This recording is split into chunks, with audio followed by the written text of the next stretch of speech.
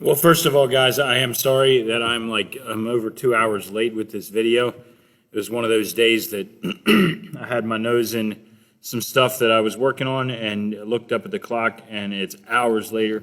Usually my phone beeps at me, reminds me to do these, but today I don't know what happened. I must have somehow disabled it.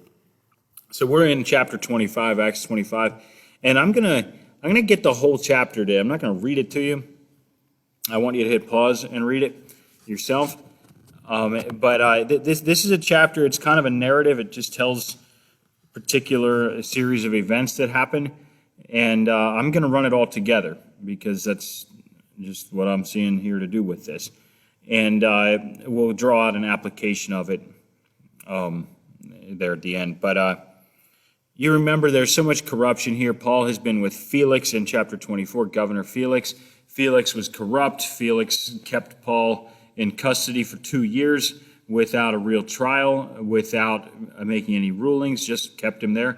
And then when Felix is out of office, he leaves him there. He says he wishes to do the Jews a favor because he's playing political games and he wants this special interest group, the Jews, to like him. And so 3 days after Festus is the next governor after Felix. Festus has to go deal with this because Felix never dealt with it. He has a Roman citizen, an innocent man, Paul, locked in custody, and Festus, guess what? You have to do this. So he went up to Jerusalem. 3 days. 3 days in office. This is one of the first things he deals with, okay? But it's a pretty high-profile thing in this province. The Jews want Paul dead. Paul's famous. It's a big deal. And Felix has just been hiding him there for 2 years, waiting for a bribe. He's just so corrupt. Anyway, they're asking for a favor against Paul, verse 3.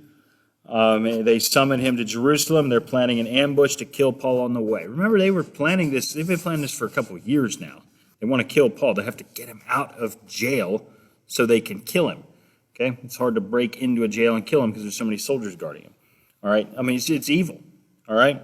And so Festus asks, it says, hey, why don't you guys come along, verse 5, and bring charges against him. So Festus is like, I don't know why I need to bring him to you. Come over to my office and we'll have another trial here.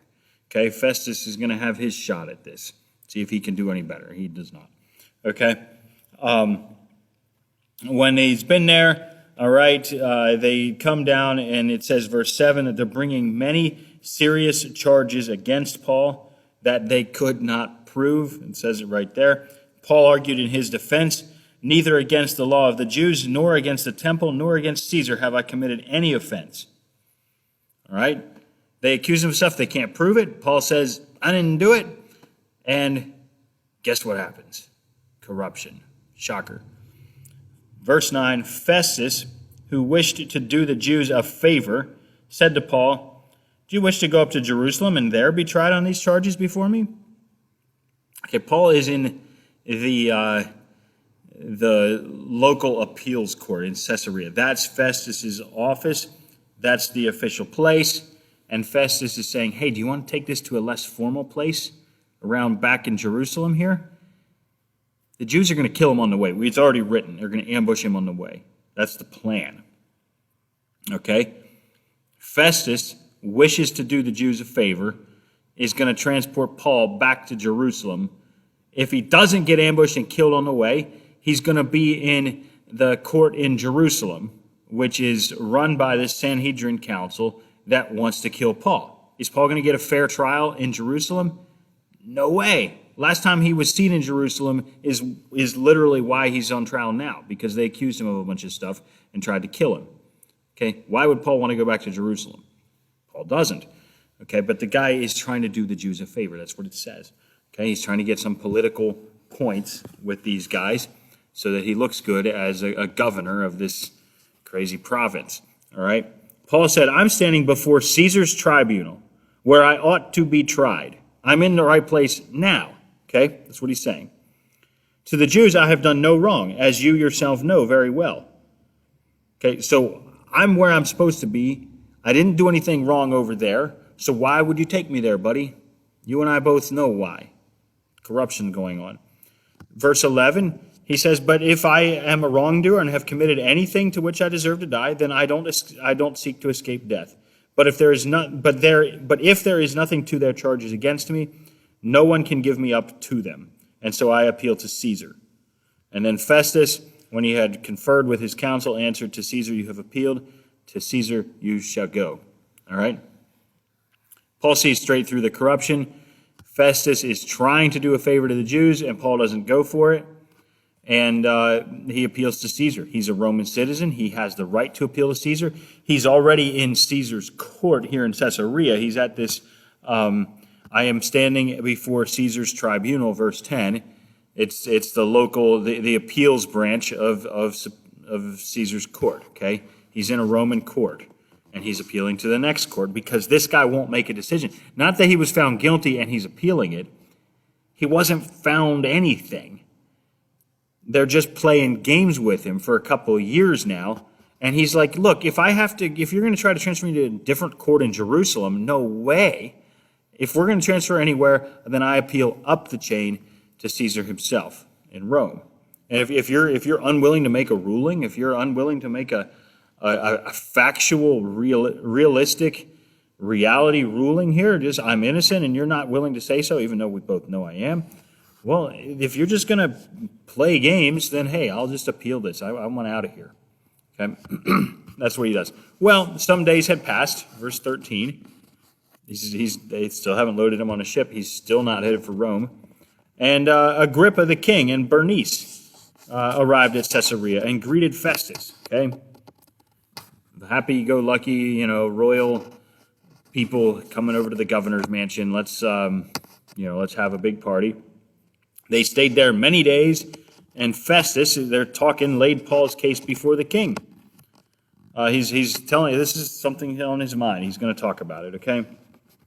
He describes what happens. I'm skipping over this stuff, but he explains it to this King Agrippa, tells him, hey, here's what's going on.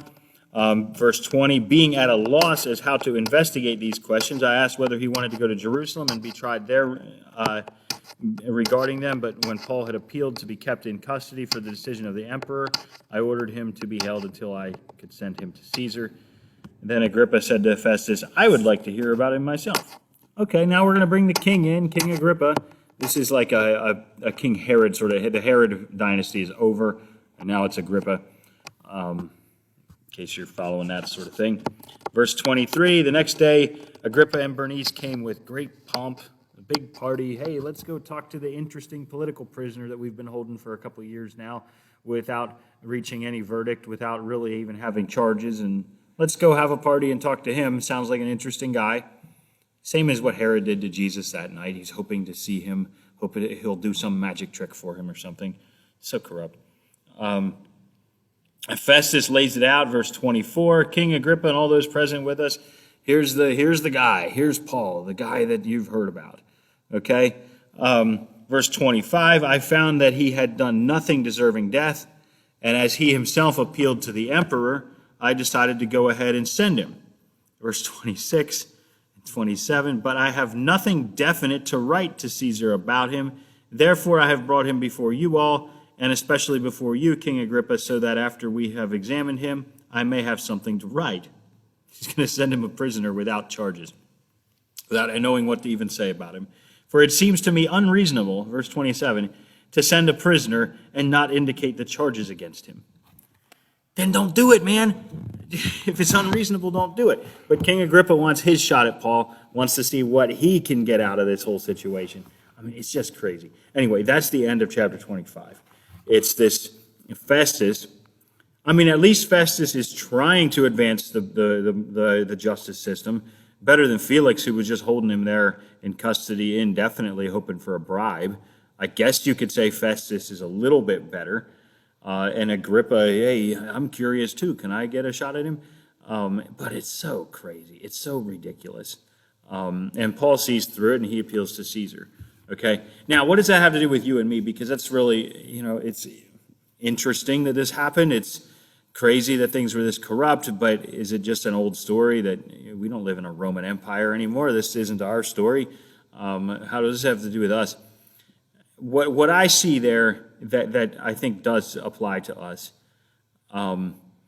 is I hear a lot of people talk about persecution, Christian persecution in the United States. And I want to hit on that because Paul is experiencing what we would call persecution, right? He's in jail because of his faith. That's persecution. And they've made up false charges to put him in jail, but they're not true, and it's obvious they're not true. The only reason they're coming after him is because he's a Christian. And that's not happening in the United States, okay? What is happening, though, in the United States, there's a whole series of things. Our culture is changing and stuff, but I want to show you this. It's over in 1 Peter chapter 3. It says, have a good conscience. 1 Peter 3, verse 16, okay? Have a good conscience so that when you are slandered, it's when people lie about you like they're doing Paul. When you're slandered, those who revile your good behavior, they hate your good behavior in Christ, may be put to shame. Verse 17, it is better to suffer for doing good, if that should be God's will, than for doing evil. Okay? Have a good conscience so that when you're slandered and those who revile your good behavior in Christ will be put to shame. That's what's happening to Paul here. Okay? All the governors, all the leaders, the kings, even though they're corrupt, they see straight through it and they're like, Paul didn't do anything worthy of death. Paul, we could let him free. In fact, chapter 26, when he goes directly with Agrippa here, he's going to say that. But Festus says the same thing. It seems to me unreasonable in sending a prisoner not to indicate the charges against him. There's not even charges against him. Like, they've accused him of things. They're just totally untrue. And Paul just straight up appeals to Caesar. And he's like, I don't really know what to make of this. I have a prisoner that wants, I have to send him to Rome, but I can't even tell them why. That's unreasonable. Well, guess who's put to shame in this situation? All the corrupt people. Guess who looks good? Paul. Paul's the prisoner, but they can't come up with any charges against him. So why is he in jail? Well, because a lot of people lied, and a lot of governors, Felix and Festus, don't have the spine to just set the man free who did nothing wrong. So those guys look bad. They are put to shame, like 1 Peter 3 says. When they revile you for your good behavior, they'll be put to shame. And it's better if it comes down to persecution, if 1 Peter 3:17, for it is better to suffer for doing good, if that should be God's will, than for doing evil. Paul went out of his way to make sure they had no real accusation against him. And so when they came at him with false accusations, they were put to shame. When they put him in custody and locked him up as a prisoner for 2 years waiting for a bribe without any charges against him, they were put to shame. Paul, it's a shame for Paul that he's in jail here. It's a shame this is happening to him. I don't like it. He probably didn't like it. But at the end of the story here is that he is found innocent. He didn't do anything wrong. And the longer he's there, the more obvious it becomes. And the more obvious the corruption and evil of the other guys becomes. All right? The longer this drags out, the better Paul looks, the worse they look. And so, let's think of it that way.